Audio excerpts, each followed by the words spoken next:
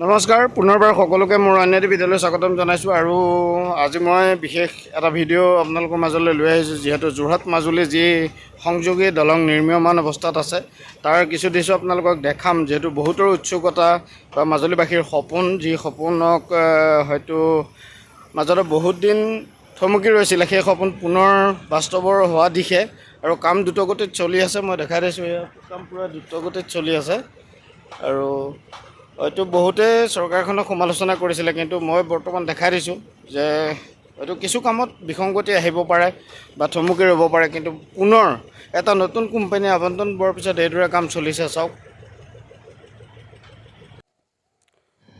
আৰু মই কেম্পৰ ভিতৰৰ পৰা আপোনালোকক দলঙৰ যি নিৰ্মীয়মান দলঙৰ দৃশ্য সেই দৃশ্যটো দেখাই দিলোঁ। এইটো হৈছে কেম্প, যিটো কেম্পত বৰ্তমান কাম চলিছে আৰু হয়তো আমি ভবাৰ দৰে ইমানো খৰতকীয়া হোৱা নাই কিন্তু লাহে লাহে চলি আছে।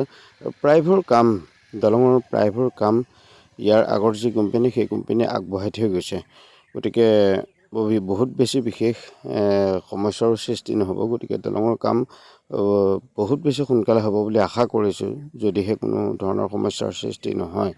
আৰু যিহেতু এইটো কোম্পানীয়ে বৰ্তমান যিটো কোম্পানী এই দলঙৰ ঠিকা আবণ্টন পাইছে সেই কোম্পানীটোৱে য'ত লুইত খাবলৈ অৰ্থাৎ মাজুলী আৰু লখিমপুৰ সংযোগী যি দলং সেই দলঙৰ কাম কৰি আছিলে আৰু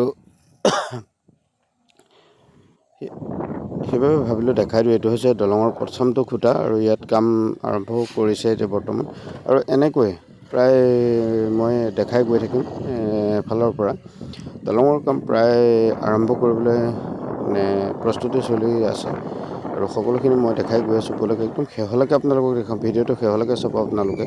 আৰু আমি ভবাৰ দৰে দলঙৰ খুঁটাবোৰ নহয়, দলঙৰ খুঁটাবোৰ পাৰত বেলেগ হ'ব আৰু নদীৰ মাজত এটা বেলেগ এটা হেৰিয়ত দেখা পাব আপোনালোকে। ইয়াত দেখিছে আপোনালোকে দলঙৰ খুঁটাবোৰ স্কোৱাৰ হৈছে, মানে চাৰিচুকীয়া হৈছে পাৰত, আৰু নদীৰ মাজভাগত এটা বেলেগ এটা ষ্টাইলত আপোনালোকে দেখিবলৈ পাব। কি কাৰণে তেনেকুৱা কৰিছে বা এনেকুৱা দুটা ষ্টাইল কিয় বনাইছে সেইটো মই নাজানো, সেইটো বুজাই দিব নোৱাৰিম। গতিকে আপোনালোকক দেখাই দিছোঁ। যদি কোনোবাই জানে কমেণ্ট বক্সত গৈ কমেণ্ট কৰি মোক জনাব কেনেকুৱা হৈছে খুঁটাবোৰ, মানে এনেকুৱা কিয় বনায়। ব'লক আমি আগলৈ গৈ থাকোঁ, ক্ৰমান্বয়ে আপোনালোকক মই দেখুৱাই গৈ থাকিম।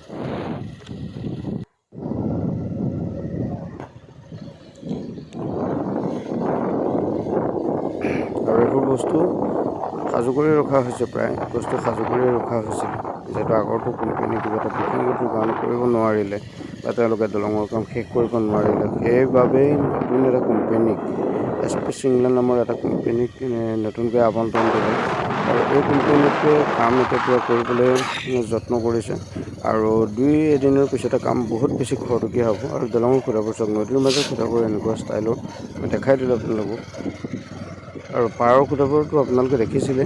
গতিকে আৰু আমি এটা কথা কওঁ যে আমি ভবাৰ দৰে আমি ভাবিছিলোঁ যে দলঙৰ খুঁটাবোৰ ঘূৰণীয়া ৰাউণ্ড হ'ব নেকি, কিন্তু ৰাউণ্ড নহয়, ৰাউণ্ডটো এইটো পোত খাই যাব আৰু ইয়াৰ ওপৰতহে দলঙৰ যি খুঁটা সেয়া হ'ব। আৰু সিহঁত মই এটা বস্তু দেখাই দিওঁ, এয়া হৈছে মানে যি দুটা খুঁটাৰ কাম কৰিবলৈ থাকি গৈছিলে সেই দুটা খুঁটাৰ কামৰ বাবে প্ৰস্তুতি পূৰা চলি আছে। যিহেতু আমাৰ সকলোৰে মৰমৰ মুখ্যমন্ত্ৰী ডক্টৰ হিমন্ত বিশ্ব শৰ্মা ডাঙৰীয়া এই দলঙৰ নিৰ্মাণস্থলীলৈ আহিব আৰু সেইদিনাৰ পৰাই কাম বহুত বেছি খৰতকীয়া হ'ব।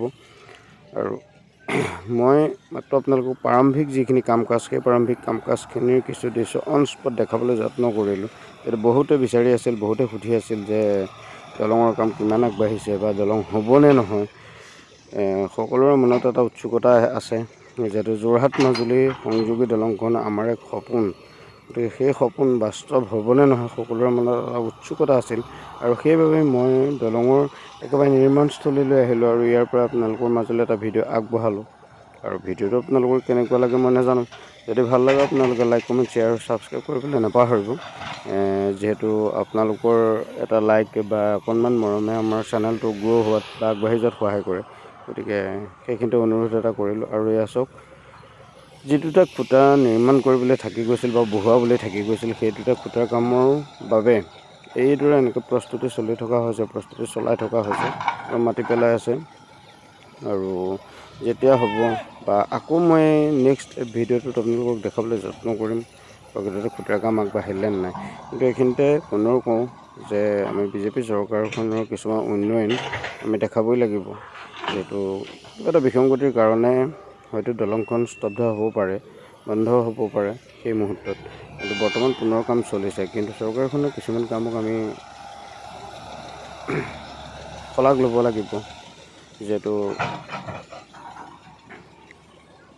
বান সমস্যাৰে জৰ্জৰিত এটা সময় মাজুলীৰ কথা সকলোৱে জানে, আৰু সেই মাজুলী বৰ্তমান যি কঁহালগাঁও আগ চাইডে অৰ্থাৎ বনগাঁৱৰ পৰা শালমৰা পাৰলৈ যি মাথাউৰি আছিল, সেই দুৰ্বল মাথাউৰিটো বৰ্তমান 2টা বছৰে যি জ্বলা-কলা খোৱালে, এইবছৰ হয়তো ৰাইজে অকণমান শান্তি পাব। কিয়নো আমাৰ জলসম্পদ মন্ত্ৰী পীয়ুষ হাজৰিকা ডাঙৰীয়াৰ নেতৃত্বত সেই মাথাউৰিটো জিঅ' বেগ লগাই আমাক স্থায়ী সমাধান দিবলৈ চেষ্টা কৰিলে। সেইখিনিতে মই আমাৰ বিধায়ক ভুৱন গাম ডাঙৰীয়া আৰু জলসম্পদ মন্ত্ৰী পীয়ুষ হাজৰিকা ডাঙৰীয়াক মই বহুত বেছি ধন্যবাদ জনাইছোঁ। যিহেতু আমাৰ কথা বা মাজুলীবাসীৰ কথা ইমানকৈ চিন্তা কৰাৰ বাবে। আৰু মাথাউৰিসমূহো পুনৰ পকীকৰণৰ কৰি আছে, আৰু সকলোখিনি মই এদিন যদি পাৰোঁ আপোনালোকক দেখাবলৈ যত্ন কৰিম। যিহেতু উন্নয়ন সেইবিলাককে কয় উন্নয়ন, যিহেতু উন্নয়ন নেদেখাবিলাকৰ পিছৰ কথা, হয়তো তেওঁলোকৰ কথা মই বিশেষ ক'ব নোৱাৰিম। আৰু এইখিনি কাম মই আপোনালোকক যিমান পাৰোঁ দেখাবলৈ যত্ন কৰিলোঁ। আৰু যদি চাব বিচাৰে বা দলঙৰ আৰু ভিডিঅ' বা এনেকুৱা আপডেটবোৰ আপোনালোকে পাই থাকিবলৈ বিচাৰে, তেন্তে হ'লে আপোনালোকে অনুগ্ৰহ কৰি কমেণ্ট কৰিব।